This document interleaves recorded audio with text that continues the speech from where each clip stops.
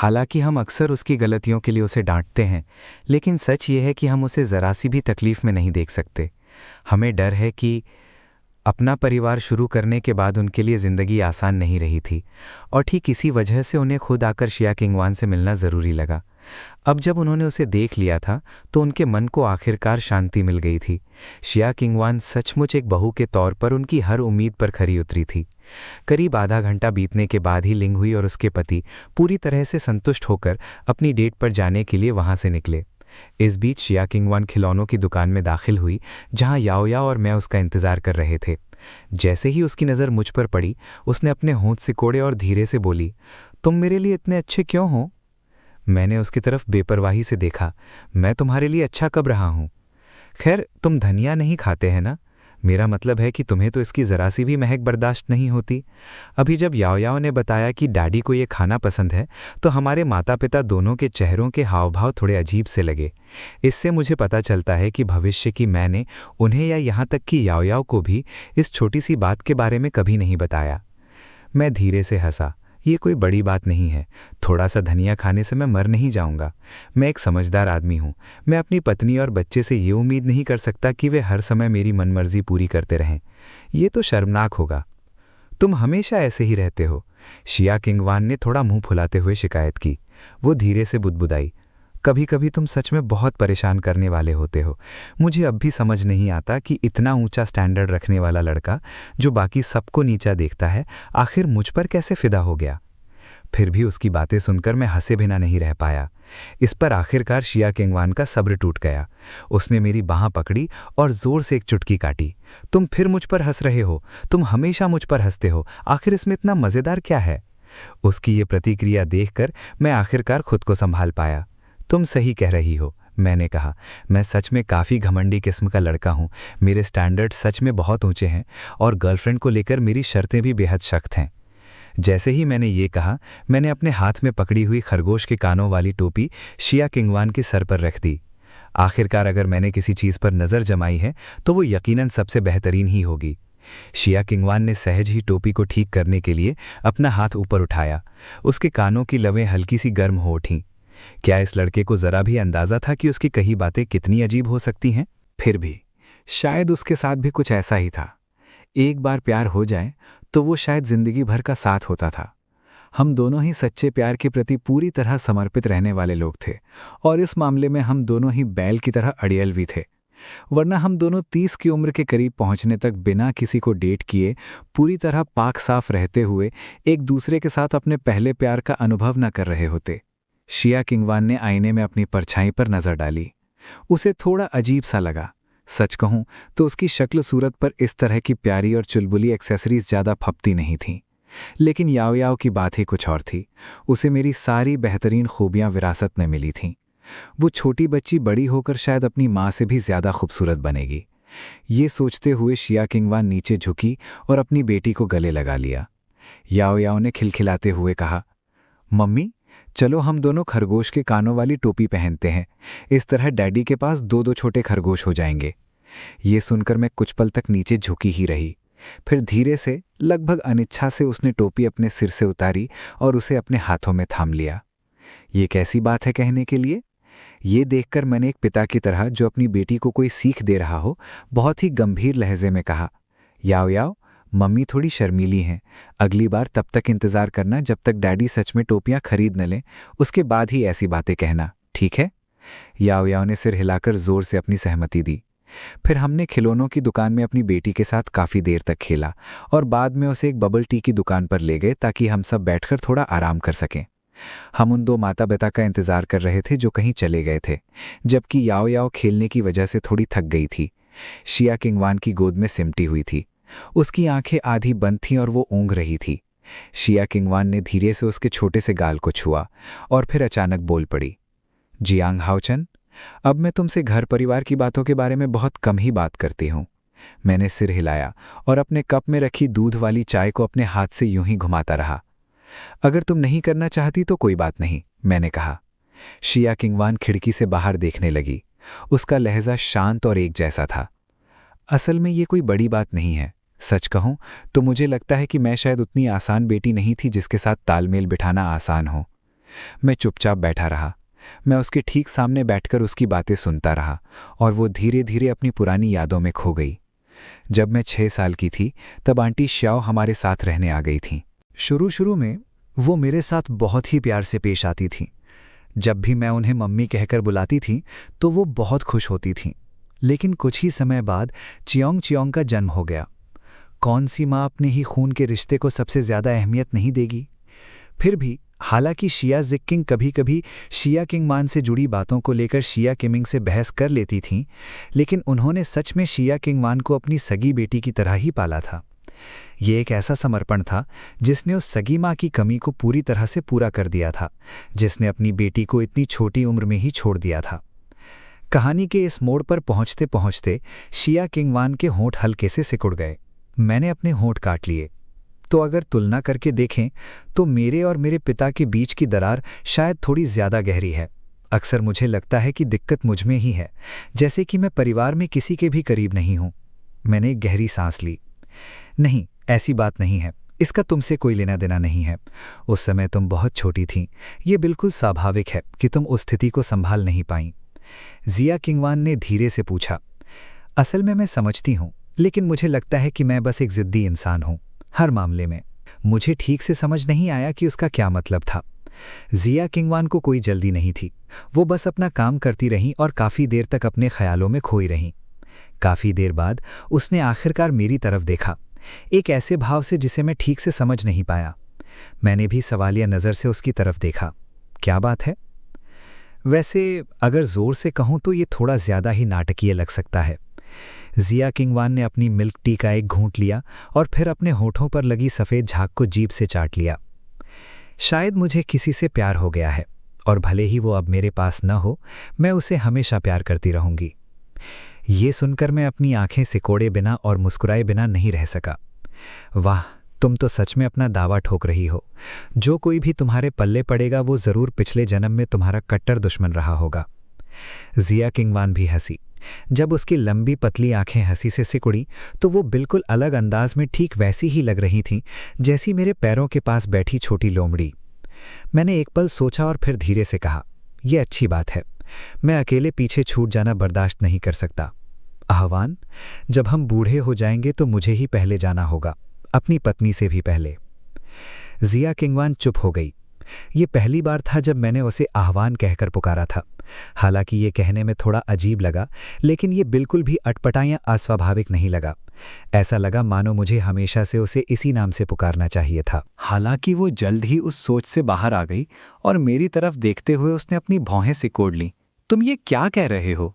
क्या तुम्हारे उस सिर में थोड़ा भी दिमाग है? मैंने मज़े लेते हुए उसकी तरफ देखा। ठीक है, चलो इसे दूसरे तरीके से कहते हैं।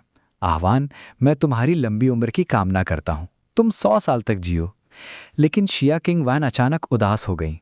तो फिर मैं चाहती हूँ कि तुम मुझसे बस एक दिन ज़्यादा जियो। मेरे मन में थोड़ी जिज्ञासा जागी। क्यों? क्या तुमने अभी अभी यही नहीं कहा था कि मैं तुम्हारे पिछले जन्म का पक्का दुश्मन हूँ? जैसे ही उसने अपनी बात खत्म की, शिया किंगवान ने हाथ बढ़ाकर मुझे छेड़ा और ऐसा इशारा किया जैसे वो मेरा कान मरोड़ रही हो।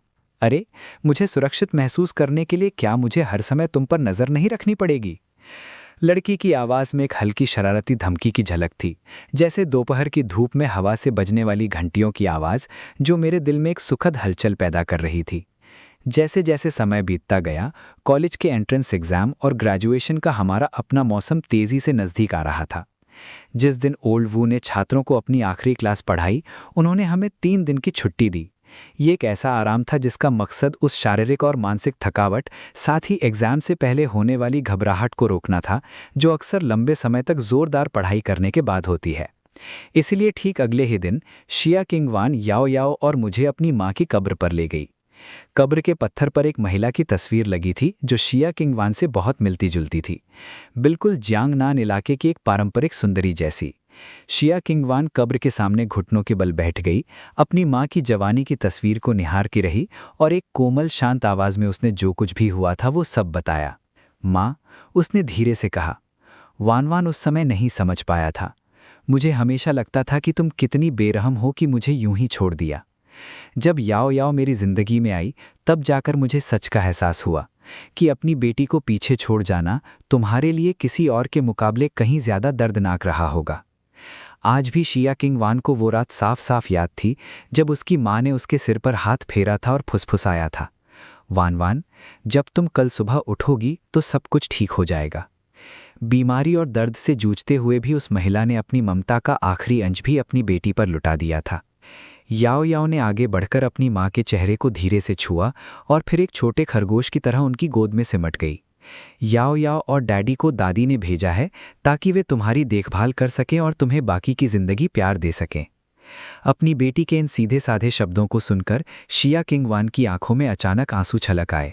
मैं पास ही खड़ा था, माँ और बेटी को एक साथ देखते हुए। मेरे चेहरे पर एक अजीब सी उदासी और अलगाव का भाव झलक रहा था।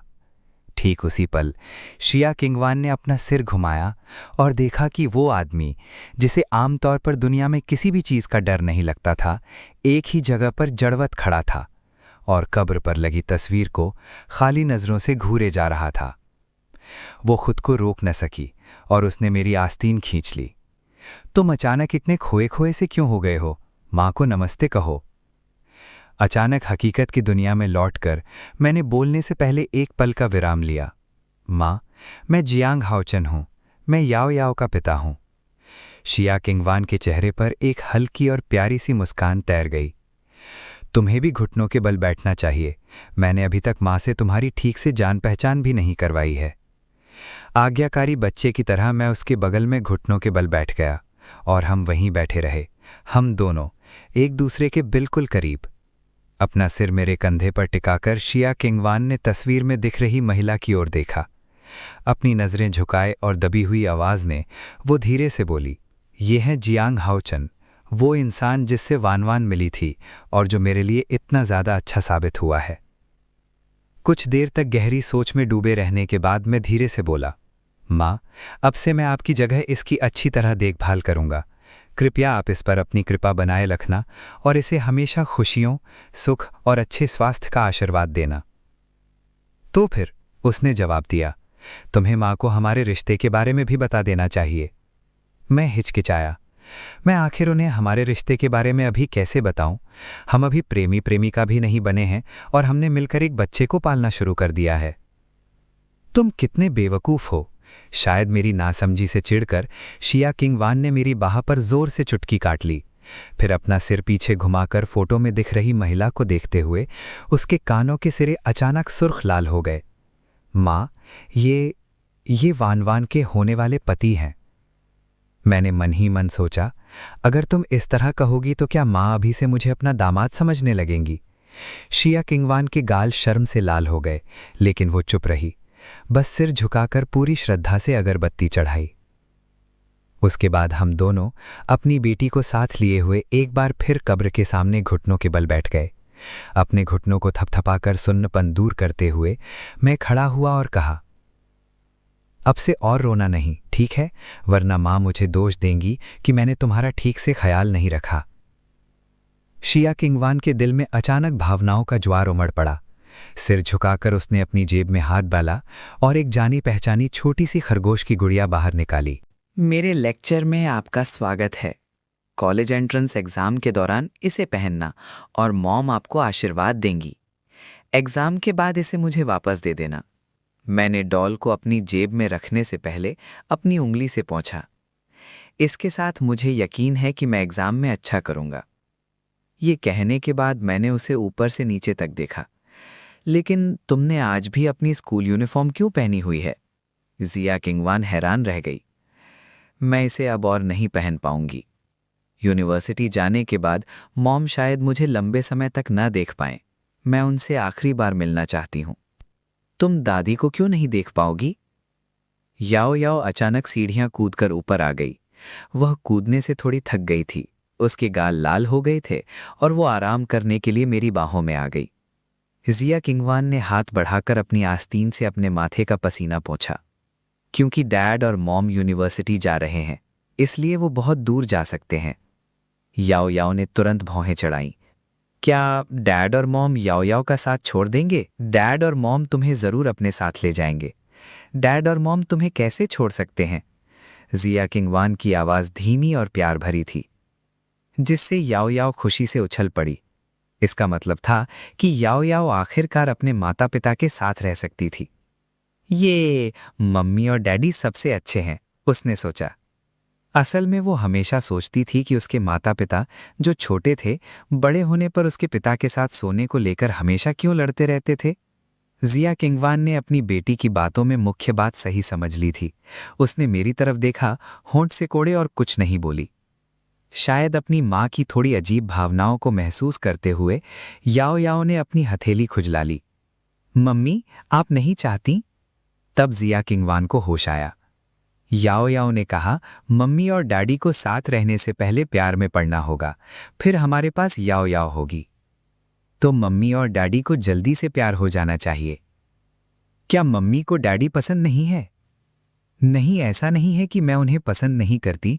जिया किंगवान के शब्द उसके गले में अटक गए जब अचानक उसकी नज़र मुझसे मिली। फिर याओ याओ ने फिर पूछा, मम्मी, तुम्हें कैसे पता कि तुम प्यार में हो?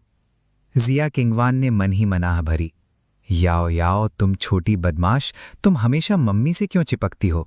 तुम डैडी से भी क्यों नहीं पूछ लेती? वह देर तक हिचकिचाई और फिर बोली, इसका मतलब है कि दो लोगों को पहले एक दूसरे को बहुत बहुत पसंद करना होगा, फिर हाथ पकड़ना, गले लगना, किस करना और फिर पर्सनली अपनी फीलिंग्स बताना होगा।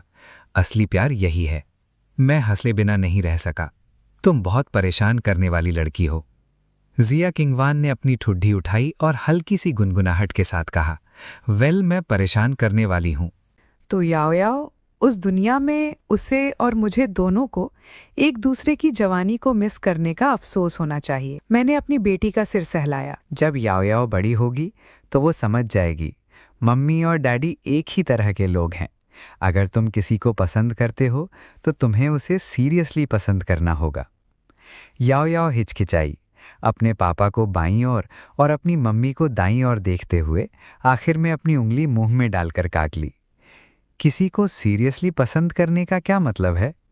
जिया किंगवान अभी भी अपनी उंगली पकड़े हुए अपनी बेटी के गाल पर उंगली से थपथपाया। किसी को इतना पसंद करना कि तुम उसके साथ इतनी सारी चीजें करना चाहो और एक भी चीज मिस करना अफसोस की बात होगी। अनगिनत एग्जाम पेपर्स के बीच कॉलेज एंट्रेंस एग्जाम जल्दी खत्म हो गया, जिसके बाद कुछ छोटी मोटी बातें हुईं। याओ याओ की पहचान और घर का रजिस्ट्रेशन भी उसके मम्मी पापा की कोशिशों से लगभग फाइनल हो गया था। 3 दिन बाद जिया किंगवान अपनी क्लास की ग्रेजुएशन पार्टी में गई। वो एक अकेली जगह पर बैठी थी। कभी कभी अपने बगल में बैठी लड़कियों से बातें करती थी। कई लड़के उसे टोस्ट करने आए, कुछ तो नशे में धुत होकर अपनी फीलिंग्स भी बता रहे थे। जिया किंगवान ने शुरू में तो प्यार से मना कर दिया, लेकिन बाद में बस शांति से होंठ भींच लिए, अपने ग्लास में जूस की तरफ इशारा किया और ज्यादातर चुप रही। लेकिन हाई स्कूल के अपने 3 सालों में जिया किंगवान ने सच में अपनी पढ़ाई पर ध्यान दिया था। अपने क्लासमेट्स के साथ उसके अच्छे रिश्ते नहीं थे और उसे शराब भी बहुत ज़्यादा खराब लगती थी। उसने थोड़ा कुछ खाया, फिर सिर झुका लिया, टाइम पास करने के लिए मुझे अपने फ़ोन पर टेक्स्ट किया। वो थोड़ी देर के लिए रेस्टरूम गई और लौटने पर जूस का एक घूंट लेने के बाद उसे लगा कि कुछ गड़बड़ है। जूस का स्वाद, जिसमें तेज अल्कोहल की गंध थी, तेजी से उसके मुंह में फैल गया, जिससे उसका जोर से दम घुटने लगा। उसके क्लास मॉनिटर हुआंग टिंगटिंग ने देखा कि कुछ गड़बड़ है। जिया किंगवान, क्या तुम्हारी तबीयत ठीक नहीं है? जिया किंगवान ने होंठ भींच लिए। मैं ठीक हूं, मैं अभी रेस्टरूम गई थी। क्या किसी ने मेरे ग्लास में अल्कोहल डाल दिया? हुआंग टिंगटिंग हैरान रह गई। उसने जल्दी से अपना खाली ग्लास लिया और उसे सूंघा। फिर वो गुस्से से चिल्लाई, जिया किंगवान के जूस में शराब किसने मिलाई? सबने कहा कि वे नहीं पी सकते, लेकिन उसके सामने बैठी एक लड़की ने हाथ उठाया। उसका चेहरा बेपरवाह था। सॉरी जिया किंगवान, मैंने गलती से गलत ड्रिंक डाल दी। लेकिन ये ग्रेजुएशन सेरेमनी है, हमेशा इतना ठंडा चेहरा मत रखो, थोड़ा सा तो कोई हर्ज नहीं। हुआंग टिंगटिंग ने उसे घूरा और अपनी आवाज़ धीमी कर ली। जिया किंगवान, अपने परिवार को फ़ोन करो। वो परेशान है क्योंकि उन लोगों ने सिर्फ तुम्हें टोस्ट किया। मैं तुम्हें बाद में ले जाऊंगी, ठीक है? थैंक्स। जिया किंगवॉन को और भी अजीब लगने लगा।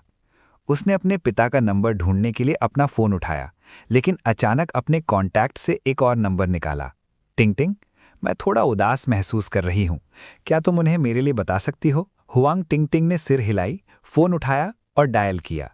जब मैं पहुंचा तो हुआंग टिंगटिंग कोने में सोफे पर जिया किंगवॉन के साथ बैठी थी। उसका चेहरा थोड़ा लाल था और जब मैं अंदर आया तो उसने मुझे प्यार से देखा। मैंने उसे फोन करने के बारे में क्यों सोचा? फोन बज रहा है, मैंने अंदर आते हुए कहा। माहौल अचानक एक पल के लिए शांत हो गया। लगता है तुम गलत जगह आ गए हो क्लासमेट, दयालु दिखने वाले होमरूम टीचर ने मुझे धीरे से याद दिलाया। नहीं, तुम सही जगह आए हो टीचर, मैंने मुस्कुराते हुए जवाब दिया और कमरे के सबसे दूर वाले कोने में बैठी जिया किंगवॉन की ओर इशारा किया। मैं अपनी बेटी को लेने आया हूं। मेरी बातों से टीचरों ने कुछ मजेदार नजरें डाली, जबकि जिया किंगवॉन के कान लाल हो गए।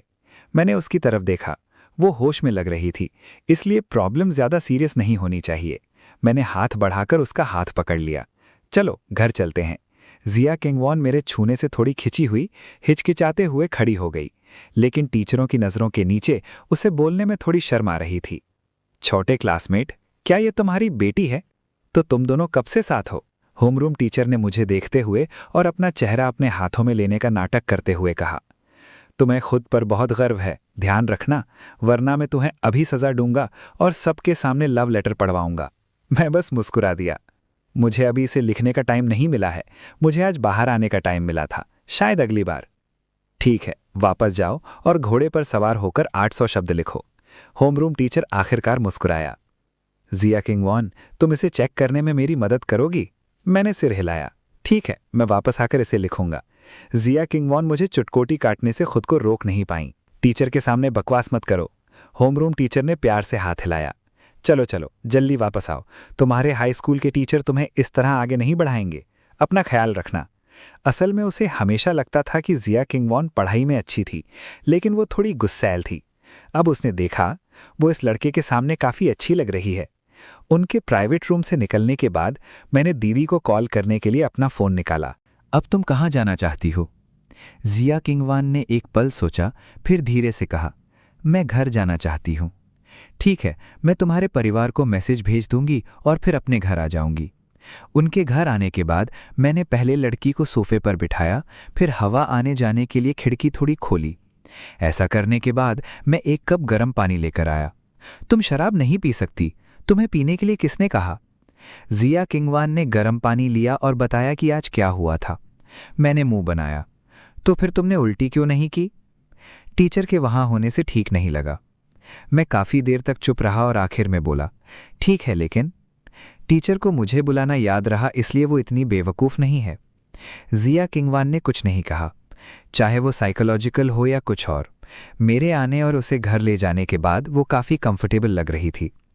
ये देखकर मैंने अपना फ़ोन निकाला और किचन में जाने के लिए मुड़ा। जल्द ही जिया किंगवॉन ने स्टोव जलने और मुझे फ़ोन पर बात करते हुए सुना। मैंने ये पहले कभी नहीं किया। क्या मैं सीख नहीं रहा हूँ?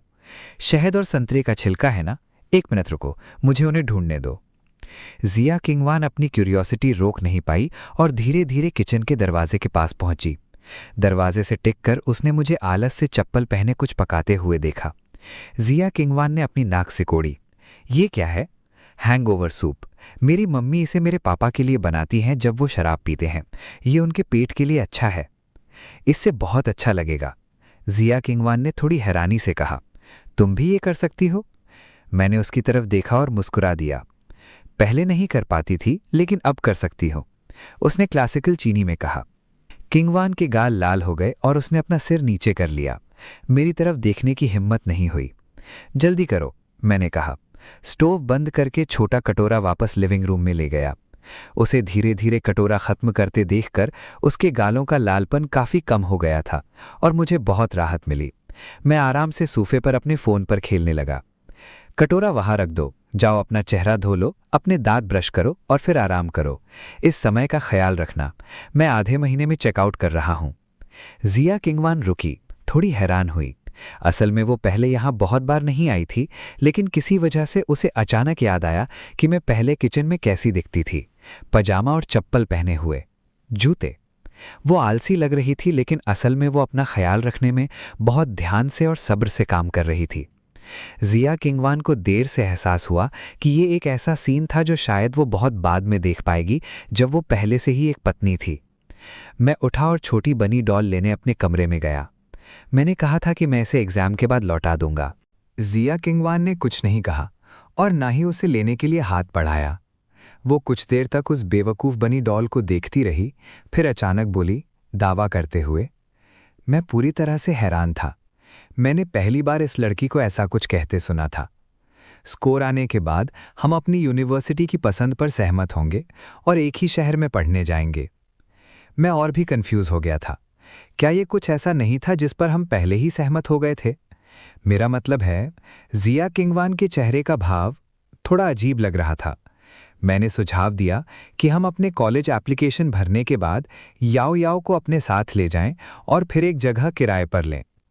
मैं अब भी हर दिन याओ याओ के साथ और समय बिताना चाहता हूं। मेरी थोड़ी सी नज़र से मिलते हुए जिया किंगवान ने शांत रहने की कोशिश की। दोनों तरफ एक एक उंगली उठाई, ये दिखाते हुए कि हमने 2 कमरों का किराया बांट लिया था। मैं ज्यादा हैरान नहीं हुआ, बल्कि मैंने उसे मतलब से देखा। लेकिन क्या ये कुछ ऐसा नहीं था जिस पर हम पहले ही राजी हो चुके थे? जिया किंगवान थोड़ी अचानक बोली, मैंने पहले ही कहा था कि हम डेटिंग शुरू करने के बाद ही साथ रह सकते हैं। क्या ये एक अग्रीमेंट नहीं है? मेरे अलावा तुम और किसे डेट करना चाहते हो?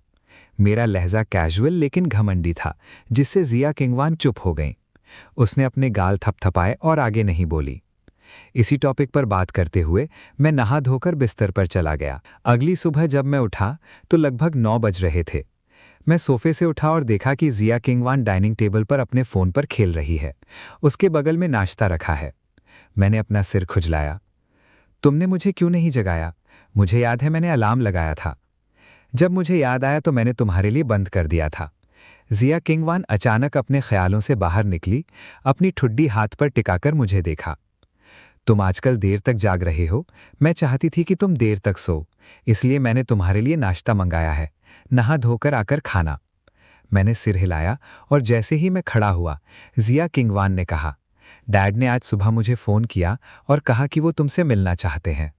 मैंने शांति से सिर हिलाया। मुझे भी उनसे कुछ बातें पूछनी है। जब तुम तैयार हो जाओ तो मुझे बताना। मेरे रिएक्शन से जिया किंगवान धीरे धीरे शांत हो गई। नहा धोकर मैं टेबल पर वापस बैठ गया और नाश्ता करने लगा। उसे बताया कि आज रात मेरी ग्रेजुएशन पार्टी है। जिया किंगवान ने अपना गिलास पकड़ा, धीरे धीरे सोच में डूबी हुई थी। पार्टी मेरे टीचर्स, मेरे दोस्तों और हाई स्कूल के क्लासमेट्स के साथ होगी। ये मेरी जिंदगी के सबसे ज़रूरी स्टेजेस में से एक के पूरी तरह से ख़त्म होने का भी इशारा था। जिया किंगवान परेशान दिखी और धीरे से पुकारा, मैं हाओचेन, क्या मैं आज रात तुम्हारे साथ आ सकती हूँ? मैं सच में हैरान था। तुम चलना चाहती हो? क्या तुम्हें इस तरह की चीज़ें पसंद नहीं हैं? जिया किंगवान ने सिर हिलाया। उसकी आवाज़ धीमी और नर्म थी, लेकिन इस बार वो याओ याओ की वजह से जाने को कुछ हद तक तैयार थी। हम एक दूसरे को 10 साल से ज़्यादा समय से जानते थे, है ना? जिया किंगवान को थोड़ा समझ नहीं आ रहा था कि वो ये कैसे कहे। भविष्य में याओ याओ जिस जगह रहती थी, जहां जिया किंगवान पहले से ही 30 साल की थी, वो सिर्फ ग्रेजुएशन की तस्वीरों से ही देख सकती थी कि मैं हाई स्कूल में कैसी दिखती थी। तो जिया किंगवान वो सब करना चाहती थी जो वो मेरे साथ नहीं कर पाई थी। मुझे एक जिंदा दिल युवान लड़के से एक शांत और समझदार आदमी बनते हुए देखना चाहती थी। तो जिया किंगवान ने अपने होंठ भींचे और पूछा, क्या इसकी इजाज़त नहीं है?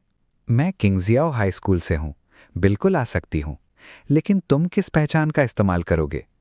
मुझे लगता है कि अगर जिया डक्सियाओ मेरे साथ ग्रेजुएशन पार्टी में आएगी तो लोग बस यही मानेंगे कि तुम सिर्फ मेरी गर्लफ्रेंड हो। जिया किंगवान ने अनजाने में अपनी जीभ निकाली और अपने होंठ चाटे। वो क्या छिपाने की कोशिश कर रही थी? कोई फर्क नहीं पड़ता था।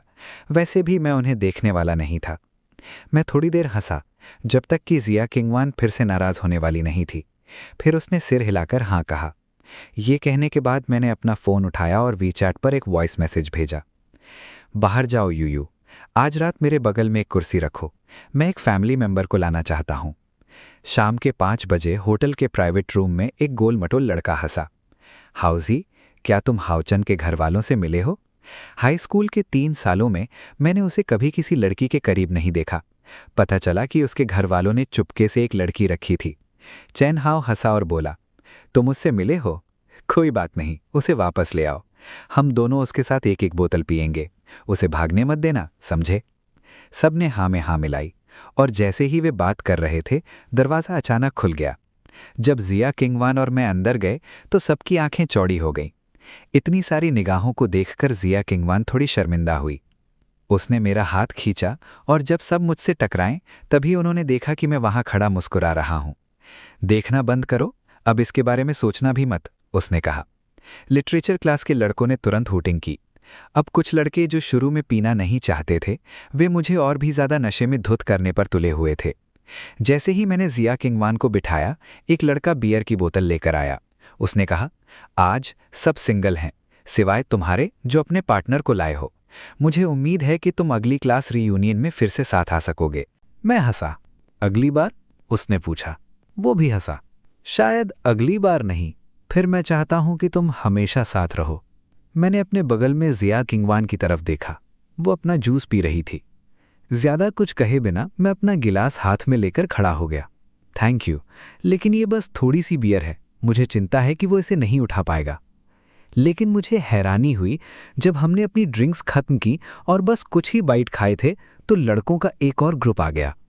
जिया किंगवान को उम्मीद नहीं थी कि इतने सारे लोग एक साथ आ जाएंगे। उसने जल्दी से अपना मुंह पोंछा और मेरा गिलास ले लिया। मैं तुम्हारे लिए कुछ डाल दूं? तुम यहां उसकी ड्रिंक्स डाल रहे हो? लियू ने मुस्कुराते हुए पूछा। आमतौर पर कौन किसकी सुनता है? जिया किंगवान ने अपने होंठ भींच लिए। आमतौर पर मैं उसकी बात सुनती हूं। बाकी सब लोग जल रहे थे, जलन महसूस कर रहे थे। जियांग हाओचन, तुमने उसे कैसे जीत लिया? तुमने बिना कोशिश किए नंबर 1 हाई स्कूल के लड़के की सफेद चांदनी चुरा ली। क्या तुमने उसका पीछा नहीं किया? जिया किंगवान ने एक पल सोचा और फिर अपना जवाब बदल दिया। हाँ, मैंने अभी तक उसका पीछा करना शुरू भी नहीं किया है। ली यूयू का चेहरा थोड़ा कंफ्यूज था। बिल्कुल नहीं हाओचन, तुमने अभी तक उसका पीछा करना शुरू भी नहीं किया है। बाकी सब यहाँ ग्रेजुएशन पार्टी के लिए हैं और तुम बस जिया किंगवान के तुम्हारे पीछे आने का इंतजार कर रहे हो। मैं हंसे बिना नहीं रह सका। चिंता मत करो, मैं इतना भी अनजान नहीं हूं। जैसे ही मैं कुछ कहने वाला था, मैंने देखा कि जिया किंगवान हिचकिचा रही थी। असल में मैंने ये नहीं कहा था कि ये नामुमकिन है। जैसे ही मैंने ये कहा, सब लोग अचानक जोर जोर से हंसने लगे, लेकिन जिया किंगवान शांत रहीं और मेरे लिए ड्रिंक डालने के लिए झुकीं। मैंने अपनी आवाज़ धीमी की और कहा, तुम मुझे पब्लिक में अच्छा दिखाने में काफ़ी अच्छे हो, है ना? जिया किंगवान ने आंखें सिकोड़ी और धीरे से कहा, लेकिन अगर तुमने शराब पी ली तो घर आकर ध्यान रखना, मैं तुम्हें अपने कपड़ों पर घुटनों पर बिठा दूंगी। कुछ ड्रिंक्स के राउंड के बाद मुझे पता नहीं चला कि मैंने कितने गिलास पी लिए थे। एक के बाद एक लड़कियां भी मुझे टोस्ट करने आईं और कुछ लड़कियां जो ज्यादा नहीं पीती थीं, वे भी मज़े में शामिल होने आईं। उनके ज्यादातर शब्द आशीर्वाद थे। जिया किंगवान ने देखा कि भले ही इस क्लास में सभी का एवरेज स्कोर खास अच्छा न हो, लेकिन वो सभी बहुत फ्रेंडली और जोशीले थे। रात के 9 बजे के बाद ही चैन आखिरकार वो मेरे बगल में बैठ गया, ये कहते हुए कि वो ग्लास भर देगा और हम भाई ड्रिंक कर सकते हैं। मैं तुम्हारा फ़ायदा नहीं उठाऊंगा। मैं खुद भी कुछ राउंड खेल चुका था। मैंने सिर हिलाया, फिर पूछा, ली यूयू कहाँ है? क्या तुम कुछ पीना चाहोगी? ली यू आज थोड़ी परेशान लग रही थी और उसने अकेले ही काफ़ी पी ली थी। उसका चेहरा लाल था और वो थोड़ा हकला भी रही थी। उसने चैन हाओ की तरफ जिया किंगवान की तरफ देखा। उसका परिवार कहाँ है? वो पी नहीं सकती क्योंकि उसने काफ़ी पी ली है। मैंने थोड़ा धीरे से लेकिन होश में बोलते हुए कहा, मैं उसका हिस्सा दे दूंगा, ठीक है? चैन हाओ हंसा और जिया किंगवान की तरफ अपना गिलास उठाया। ये आदमी कभी कभी थोड़ा जिद्दी हो सकता है, लेकिन वो एक अच्छा इंसान है, चैन हाओ ने कुछ इमोशंस के साथ कहा। और उसे गेम खेलना और एंशिएंट चाइनीज पोकर खेलना पसंद है। वो हमेशा देर तक जागता रहता है। तुम्हें यूनिवर्सिटी के बाद उसका अच्छे से ख्याल रखना चाहिए। जिया किंगवान ने सिर हिलाया। मैं रखूंगी। असल में जिया किंगवान को चैन हाओ की पर्सनैलिटी पसंद नहीं थी। वो औरतों के बीच नेचुरली पॉपुलर थे, मिलनसार थे और उनके कई अजीब रिश्ते थे। मैंने खुद भी कहा है, चैन हाओ को हमेशा से सुंदर लड़कियां पसंद रही हैं। लेकिन पूरी रात उसने जिया किंगवान की तरफ देखा तक नहीं, ना ही उससे एक शब्द कहा। अब जिया किंगवान समझ सकती है कि मैंने क्यों कहा कि चैन हाओ दोस्त बनने के लिए बहुत सही है। मैंने उसकी तरफ देखा। तुम ऐसा क्यों कह रहे हो? ये तो मेरी एक्स वाइफ लगती है। चैन हाओ ने आह भरी। एक्स वाइफ, अगर मैं सच में औरत होती तो तुम्हें क्या लगता है कि जिया किंगवान को कोई चांस भी मिलता? मैंने उसे नफरत से देखा। ये बहुत घिनौना है। चैन हाओ ने सोचा, वो इमेज थोड़ी। ली यूयू ने अपना कप पकड़ा और हंसते हुए कहा, जब हम छोटे थे तो क्या तुम हमेशा उसे आंटी लिन, सेकंड आंटी नहीं कहती थीं? और जब मैं चैन हाओ के साथ बैठती थी तो मैं ही पीती थी। तुम्हारी मम्मी ने पिछली बार मुझे खेलने के लिए भी बुलाया था, ये कहकर कि वो मुझे एक लड़की से मिलवाएंगी। अरे, मैंने लापरवाही से कहा, तुम उससे पहले मिल चुकी हो, ये याओ याओ है। चैन हाओ ने हैरान होकर पूछा, क्या वो छोटी लड़की है? वो सच में तुम्हारी कजिन है? खैर, हमने तो अपने गिलास भी नहीं उठाए, बस बातें करते हुए एक दूसरे से टकराते रहे, शराब की बोतलें लिए हुए। जैसे जैसे मेरे सामने और बोतलें जमा होती गईं, जिया किंगवान थोड़ी हार मान चुकी थी। उसने मेरी आस्तीन खींची। धीरे चलो, ली यूयू ने कहा। उनकी चिंता मत करो, क्या तुम आज खुश हो?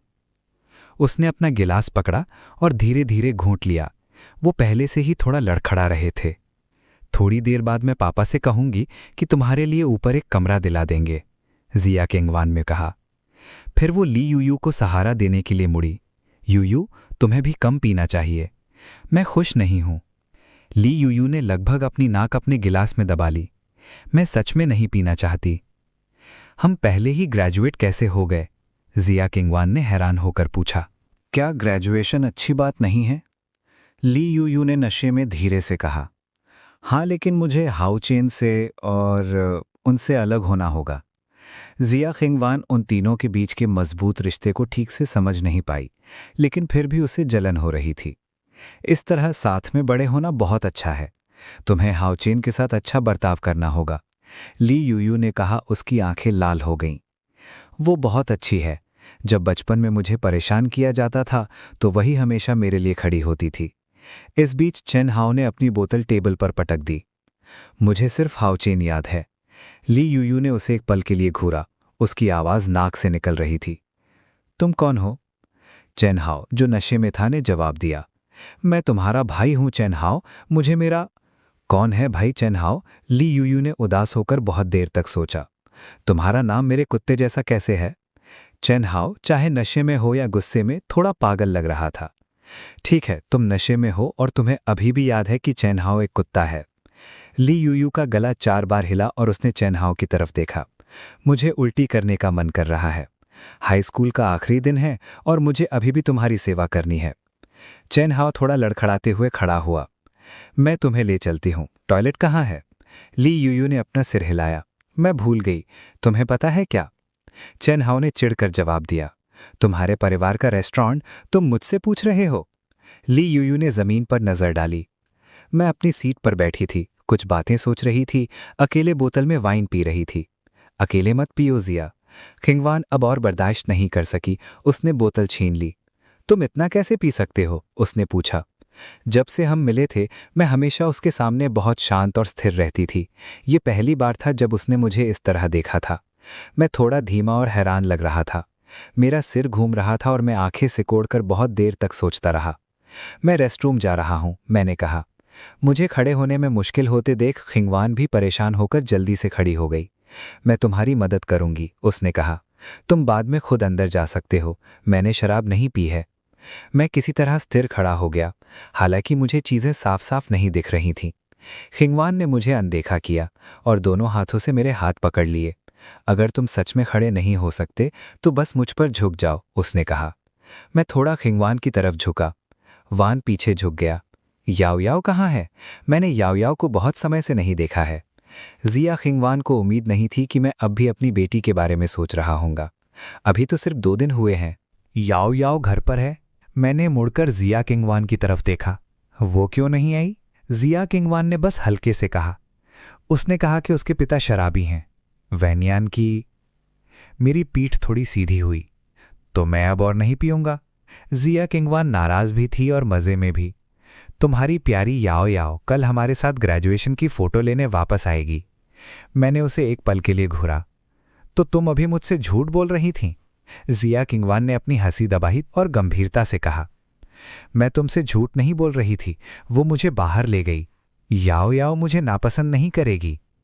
जिया किंगवान सच में समझ नहीं पा रही थी कि कोई जिसकी इमोशनल इंटेलिजेंस आमतौर पर बहुत ज़्यादा होती है वो इस तरह नशे में कैसे हो सकता है। वो इतनी परेशान करने वाला कैसे हो सकता है, लेकिन बुरी भी नहीं। वो असल में काफ़ी प्यारी और दिलचस्प है। मैं याओ याओ के इस विश्वास की बात कर रहा था कि उसके पिता शराबी हैं। मैंने मुंह बनाया। याओ याओ ने ऐसा नहीं कहा। जिया किंगवान की आंखों में मुस्कान थी। उसने ऐसा कहा था। मैंने अभी उसे फ़ोन किया था। जब से हम मिले हैं तब से लेकर अब तक मैंने कब तुमसे या उससे झूठ बोला है? मैंने उसके चेहरे की तरफ देखा। तुमने अभी कहा कि तुम मेरा पीछा करना चाहती हो। मुझे तुम पर यकीन नहीं होता। जिया किंगवान नौकी धीरे धीरे अपना सिर दूसरी तरफ घुमा लिया। नहीं, तुमने ऐसा नहीं कहा। मैंने थोड़ी देर धीरे धीरे सोचा, थोड़ा हैरान था। शायद मुझे गलत याद आ गया। जिया किंगवान ने कुछ नहीं कहा और मुझे बाहर ले गई। काफ़ी दूर चलने के बाद जिया किंगवान अपनी हंसी रोक नहीं पा रही थी। उसकी सांसें फूल रही थीं। उसकी सांसें धीमी थीं, उसकी आवाज़ धीमी और नरम थी। मैं झूठ नहीं बोल रहा था, क्योंकि मैंने बहुत ज़्यादा पी ली थी। मेरा सिर घूम रहा था और मैंने उसकी बातों के पीछे के मतलब के बारे में ध्यान से नहीं सोचा था। इसलिए मैं लड़खड़ाते हुए बाथरूम में गया। जब मैं बाहर आया तो जिया किंगवान अभी भी बाहर इंतज़ार कर रही थी। उसने मेरा रंग देखा और ये देखकर कि मैं पहले से काफ़ी बेहतर हूँ, वो धीरे धीरे रिलैक्स हो गई। जब वो प्राइवेट रूम में वापस आई तो ली यूयू और चेनहाओ पहले से ही सोफे पर बैठे थे, साफ तौर पर नशे में थे। जिया किंगवान के मुझे सोफे पर बिठाने के बाद उसका फ़ोन बजा। दूसरी तरफ से जियाओ जिकिंग की आवाज़ थी।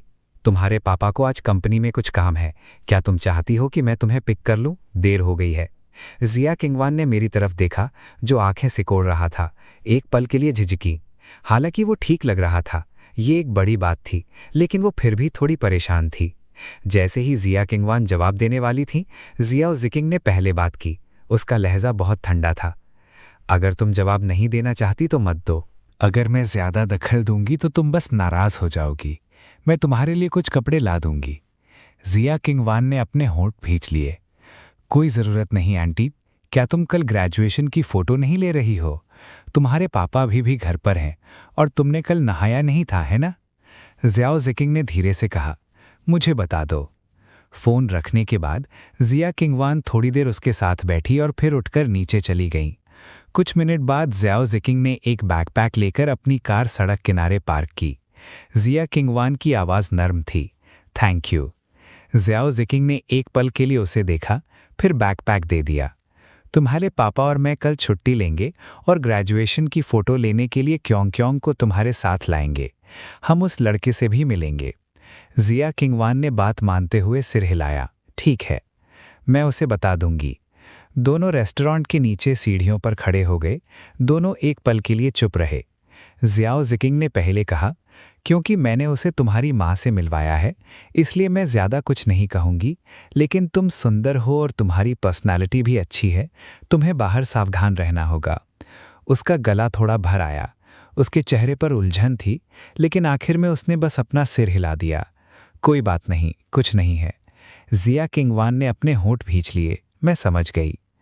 जियाओ जिकिंग जल्दी से आई और जल्दी से चली गईं। ये साफ था कि वो उसे कुछ बताना चाहती थीं, लेकिन आखिर में कह नहीं पाईं। जिया किंगवान कुछ देर वहीं खड़ी रहीं, जब तक कि कार की टेल लाइट्स नज़र से ओझल नहीं हो गई। फिर उसने अपना बैग उठाया और ऊपर चली गईं। प्राइवेट रूम में सब लोग जा चुके थे, सिर्फ मैं सोफे पर आधी नींद में बैठा था। जिया किंगवान ने पूछा, वे कहाँ हैं? मैंने जिया किंगवान के हाथ में रूम की चाबी रख दी। आंटी फू, यूयू की माँ उन्हें पहले ऊपर ले गई हैं। मैं आपके साथ ऊपर आने का इंतज़ार करूँगा। जिया किंगवान ने रूम की चाबी पकड़ी, उसे अपनी उंगलियों से रगड़ा और थोड़ी अजीब लग रही थीं। क्या हम इतने नेचुरली रूम बुक करने वाले थे? हालांकि आखिर में उसने ज़्यादा कुछ नहीं कहा। रूम ढूंढने के बाद वो मुझे ऊपर ले गई। रूम बहुत साफ था और ये एक डबल रूम था। दीवार पर 2 पजामे टंगे हुए थे। ये साफ था कि ली यूयू की माँ ने अच्छे इंतजाम किए थे। बेशक ये उनके जीवन के अनुभव के कारण भी हो सकता है। सबसे करीबी कपल्स के लिए एक डबल बेड ज़रूरी है। जिया किंगवान ने पहले पूछा, क्या तुम नहाना चाहोगे? मैंने आंखें ढककर बेड पर बैठते हुए कहा, मैं यहाँ बैठकर थोड़ी देर आराम करूँगा, पहले नहा कर आता हूँ। जिया किंगवान ने अपनी आस्तीन पर कढ़ाई की, फिर पानी उबालने चली गईं। अगर तुम्हें थोड़ा चाहिए तो थोड़ा बाहर निकाल दो और ठंडा होने दो। मैं लेट गया और धीरे से गुनगुनाहट की। जिया किंगवान ने अपना स्कूल बैग बाथरूम में ले जाने से पहले थोड़ी देर मुझे थोड़ी चिंता से देखा। उसने अपने पीछे दरवाज़ा बंद कर लिया। उसे अजीब सी घबराहट हो रही थी। थोड़ी देर खुद को शीशे में देखने के बाद उसने नहाने के लिए अपने स्कूल बैग से कपड़े निकाले, लेकिन फिर उसे अचानक कुछ महसूस हुआ। थोड़ी देर बाद बाथरूम का दरवाज़ा फिर से खुला। जिया किंगवान ने अपना सिर बाहर निकाला। उसका चेहरा थोड़ा लाल था। दरवाज़ा बंद नहीं था। मैंने थोड़ी मुश्किल से अपनी आंखें खोलीं। मुझे पता है, जिया किंगवान ने थोड़ा सा मुंह बनाते हुए कहा, मैं तुम्हें बस याद दिला रही थी, ये बता नहीं रही थी।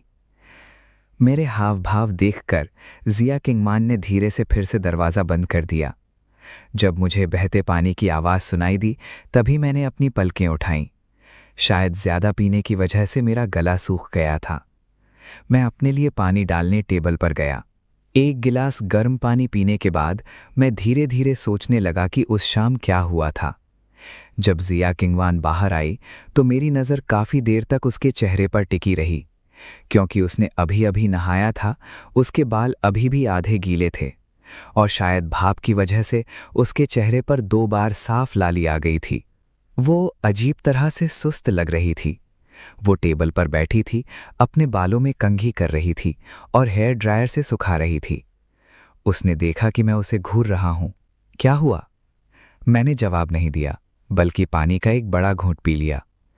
मेरा सिर अभी भी घूम रहा था और मुझे इतनी नींद आ रही थी कि मैं मुश्किल से अपनी आंखें खोल पा रहा था। जिया किंगवान ने आदतन अपनी जीभ बाहर निकाली और अपने होंठ चाटे। क्या तुम्हें याद है मैंने आज रात तुमसे क्या कहा था? मैं थोड़ा हैरान लग रहा था। क्या? जिया किंगवान अजीब तरह से बेबस लग रही थी। धीरे धीरे अपने बाल सुखा रही थी। कुछ नहीं, जाकर नहा लो। बताओ, मैंने सोचते हुए कहा। तुम मेरा पीछा करना चाहते हो? जिया किंगवान का लहजा बहुत शांत और नेचुरल था, लेकिन उसके गालों की लाली लगभग उसकी गर्दन तक फैल रही थी। क्या मैंने ये पहले कहा था? हाँ, मैंने कहा था। पीने के बाद मेरी सोच अजीब तरह से धीमी हो जाती है, लेकिन मुझे याद है याओ याओ ने कहा था कि भविष्य में डैड मम्मी का पीछा करेंगे, है ना? जिया किंगवान के कान अचानक जलने लगे। उसका हाथ बिल्ली की तरह टेबल के किनारे को खरोंच रहा था, जिससे हल्की सरसराहट की आवाज आ रही थी। तुम मेरा पीछा करोगे? मैंने आंखें सिकोड़ी और कुछ देर सोचा। शायद मुझे इसे भुला देना चाहिए। जिया किंगवान का एक्सप्रेशन रुक गया। उसके सिकड़े हुए होंठ धीरे धीरे सीधे हुए। उसकी आवाज थोड़ी ठंडी थी। क्या? मैंने उसे अनसुना कर दिया। मेरी पलकें झुक गईं। शराब का असर हो रहा था। तुम यहाँ हो, सो मत। जिया किंगवान सच में नाराज थी। उसने मेरा चेहरा पकड़ा और उसे अलग किया। ऐसा मत सोचो कि तुम सिर्फ इसलिए बकवास कर सकते हो क्योंकि तुमने शराब पी है। अपनी बात साफ साफ बताओ। चलो इसे भूल जाते हैं, इसे तुम्हारा क्या मतलब है? जिया किंगवान ने जोर से मेरा गाल दबाया और मैं बुदबुदाया। ऐसा इसलिए है क्योंकि तुम बहुत पतली चमड़ी वाले हो, हैं? जिया किंगवान ने जलन से भौहें चढ़ाईं। और फिर तुम्हें मोटी चमड़ी वाला कोई पसंद है? मुझे डर था कि तुम देर करोगे। मैंने आंखें खोलने की कोशिश की। मेरे शब्द टूट गए। मैं कर दूंगा। जब तक मैं पूरी तरह से जागा, अगली सुबह हो चुकी थी। मैं धीरे धीरे उठा, अपना सिर रगड़ रहा था। मुझे लगता है कि मैंने कल सच में बहुत ज़्यादा पी लिया था और मैंने जल्दी जल्दी पिया, लेकिन इतना नहीं कि बेहोश हो जाऊं। थोड़ी देर बाद मैंने अपने बगल वाले बिस्तर पर देखा। जिया किंगवान अभी भी आराम कर रही थी, मुड़ी हुई, करवट लेकर लेटी हुई थी और उसकी भारी छाती धीरे धीरे ऊपर नीचे हो रही थी। उसने हवा के लिए अपना आधा सिर बाहर निकाला। उसके लंबे मुलायम बाल साफ तकिए पर बिखरे हुए थे। उसकी नाजुक पलकें हिली नहीं थीं। मैंने अपना फ़ोन उठाया, टाइम देखा और बस यही नतीजा निकाला कि पीना सच में प्रैक्टिकल है। उठने के बाद मैंने अपनी चप्पलें पहनी और जिया किंगवान को जगाने गया। हम आज दोपहर ग्रेजुएशन की फ़ोटो ले रहे थे। जिया किंगवान ने नाक सिकोड़ी, नींद में अपनी पलकें ऊपर उठाईं। तुम और याओ याओ ग्रेजुएशन की फ़ोटो लो, मैं नहीं जा रही। मेरे पास उसके चेहरे से कंबल हटाने के अलावा कोई चारा नहीं था। याओ याओ रोएगी। ये सुनकर जिया किंगवान ने अपनी आंखें आधी खोलीं। कुछ देर सुस्ती से सोचती रही। थोड़ी देर बाद वो नींद में उठकर बैठ गई, मुझे कुछ नाराज़गी से घूर रही थी। ठीक है, मैं चाहता था कि तुम थोड़ी देर और सो जाओ। मैं उससे बात करना चाहता था और उसे समझाना चाहता था। ऐसा नहीं है कि मैं जानबूझकर तुम्हें परेशान कर रहा था, तुम्हें इसकी आदत हो जाएगी।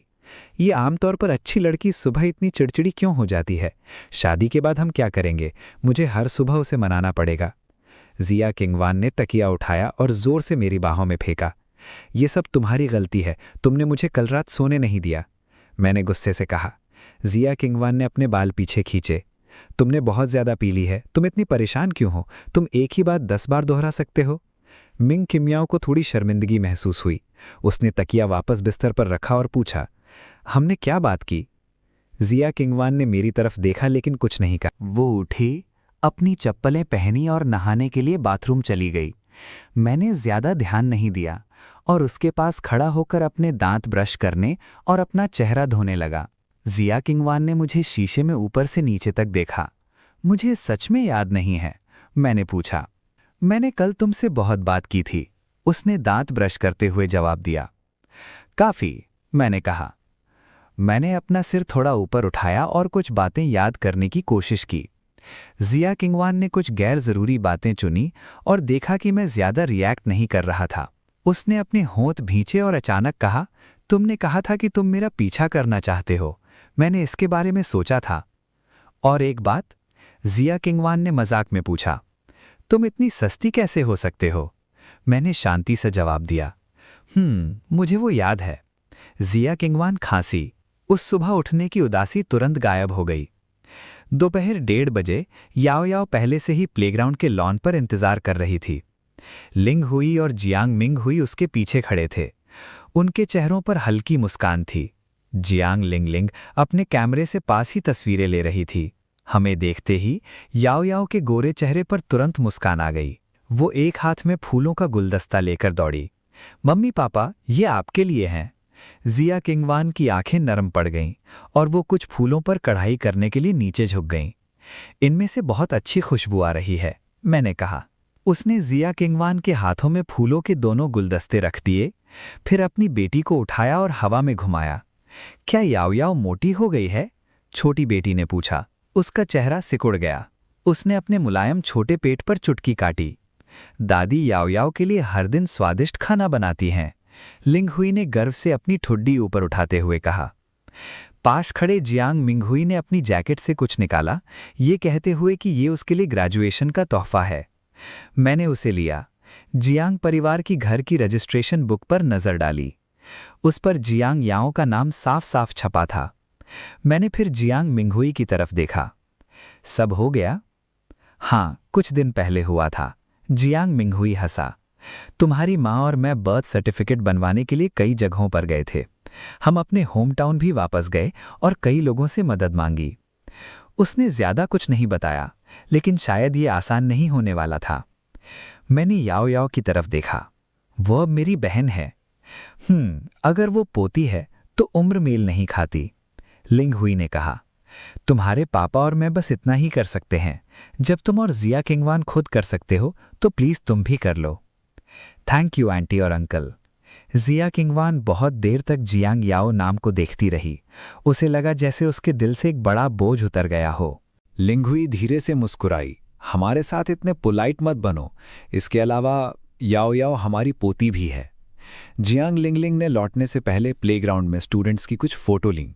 जिया किंगवान और मुझे स्कूल यूनिफॉर्म में देखकर उसकी आंखें चमक उठीं। उसने एक्साइटेड होकर कहा, आंटी तुम्हारी और याओ याओ की कुछ फोटो लेंगी। वो कैमरे से खेल रही थी, हैरान थी कि वो अपने मम्मी पापा के साथ जा सकती है और हाई स्कूल ग्रेजुएशन के बाद उन्हें फूल भी दे सकती है। कौन यकीन करेगा? जिया किंगवान और मैंने एक दूसरे को देखा और हंसे बिना नहीं रह सके। आंटी फोटो कैसे लेंगी? हमने पूछा। बिल्कुल याओ याओ की फोटो की तरह, जियांग लिंगलिंग ने भरोसा दिलाते हुए कहा। मैं फैमिली पोर्ट्रेट का एक यंग वर्जन लूंगी। ये याओ याओ खुशी से लगभग उछल पड़ी। वो हमारे बीच दौड़ी, एक हाथ में मेरा हाथ और दूसरे में जिया किंगवान का हाथ पकड़े हुए। जैसे ही जियांग लिंगलिंग ने शटर दबाया, जिया किंगवान और मैं अपनी नीली और सफ़ेद स्कूल यूनिफॉर्म में, याओ याओ अपनी छोटी ड्रेस में, एक ऐसी फोटो में कैद हो गए जो सिर्फ हमारी जिंदगी के सबसे अच्छे सालों में ही रहती है। फोटो लेने के बाद हम तीनों उसे देखने के लिए इकट्ठा हुए। मुलायम लॉन पर गर्मियों की धूप तेज चमक रही थी। मैं रिलैक्स और बेफिक्र था। याओ याओ जिंदा दिल और प्यारी थी, और जिया किंगवान की बात करें तो वो कुछ देर तक फोटो को खाली आंखों से देखती रहीं। क्या मैं सच में अभी इतनी खुश थी? मैंने कुछ नहीं कहा। फोटो में जिया किंगवान को बहुत देर तक घूरता रहा। जवान और मासूम स्कूल यूनिफॉर्म पहनने के बावजूद उसके चेहरे पर मुस्कान अजीब थी। उस जिया किंगवान की याद दिलाती थी जिसे मैं जानता था। उसकी आंखें थोड़ी टेढ़ी थीं, उसके पतले लाल होंठ सिकुड़े हुए थे और उसकी मुस्कान कोमल और गर्मजोशी भरी थी। मुझे नहीं पता कि कितना समय बीता था जब मैंने अचानक कहा, वापस आकर ऑनलाइन चेक कर लूंगा। जिया किंगवान थोड़ी कंफ्यूज थी। क्या? मैंने आराम से जवाब दिया, मैंने पहले कभी किसी का पीछा नहीं किया, ये पहली बार है।